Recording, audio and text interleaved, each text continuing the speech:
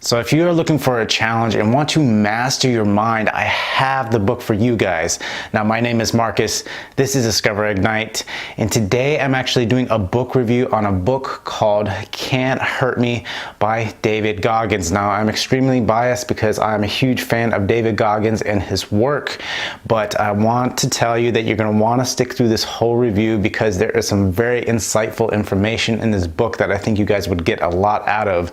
So without further ado, let's get this book review started.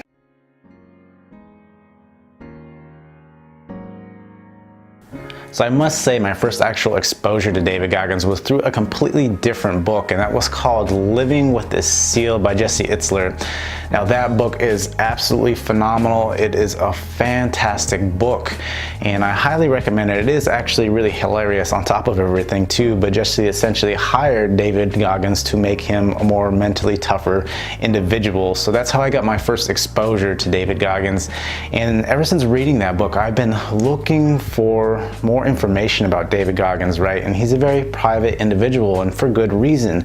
Once you read this particular book, you understand why he was so private.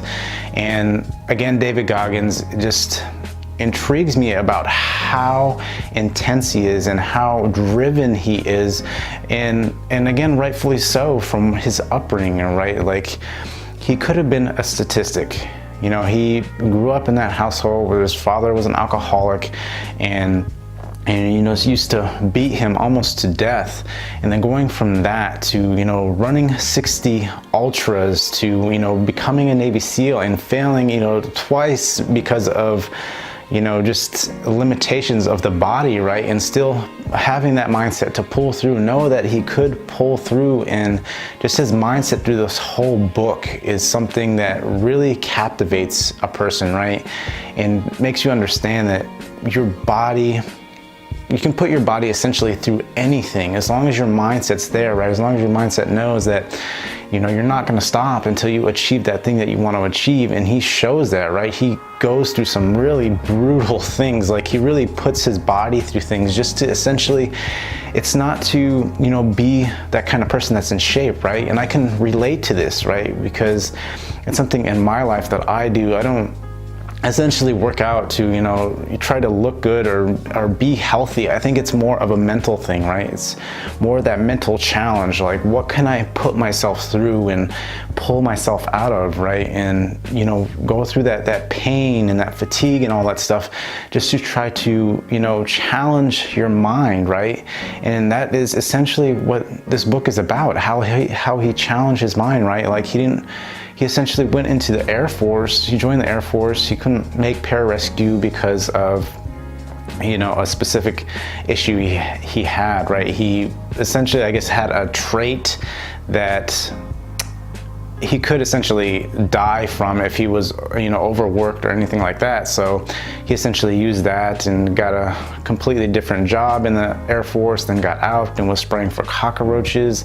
And he didn't want to live that life, right? He was way overweight and he didn't want to be that statistic, right? Especially coming from a family where his father was a major alcoholic and used to beat him almost to death, right? And growing up in that, like, he didn't want to be the statistic anymore. And I guess he saw a commercial about, you know, becoming a SEAL, and that's the training he wanted to do. So he did that, and then, you know, he got washed back. Was essentially, he had to restart Navy SEAL, not on his behalf, but more so because his body was failing him, right?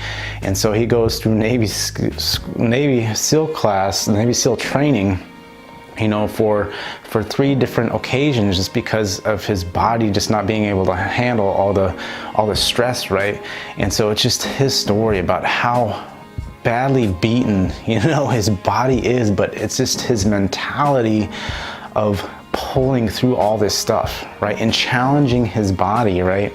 Into doing all this stuff. And then, you know, he becomes a SEAL, and then, you know, he starts wondering, well, what else can I do, right? And he finds ultra marathons, right?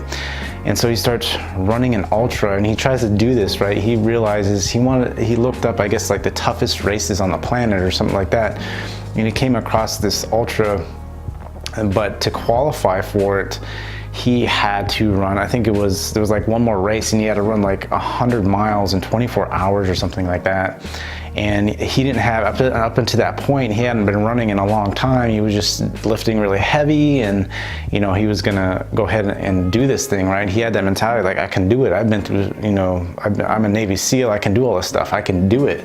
And I guess, you know, he went there with like a lawn chair and some Ritz crackers and then some like Myoplex or something like that, some other drink he was trying to drink to help him through this run. And just the story, right? Just the story he talks about that, about how, I think it was like at mile 50, he wanted to give up. Like he didn't think there was no way he's gonna run another 50 miles. And you know, how his body was just breaking down. And again, I think he got to like the 75th mile and he really couldn't run anymore. He didn't know how he was gonna do it. He had horrible shin splints. He had all these issues, right? And it's just him overcoming that, right? And realizing that he couldn't even like hardly walk at that point. Like he had to go to the bathroom. He just, you know, went to the bathroom on himself, and he couldn't do any of this stuff, right? His body was failing him. And he still had 25 miles to go. And then he got up and just started running again.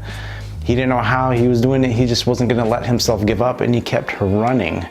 And then his, I guess, fiance at the time was telling him he wasn't gonna make the time, so he even picked up the time and ran it. And then also, not only did he run 100 miles in 24 hours, but he didn't think he thought he was shy in that extra mile, so man, like 101 miles.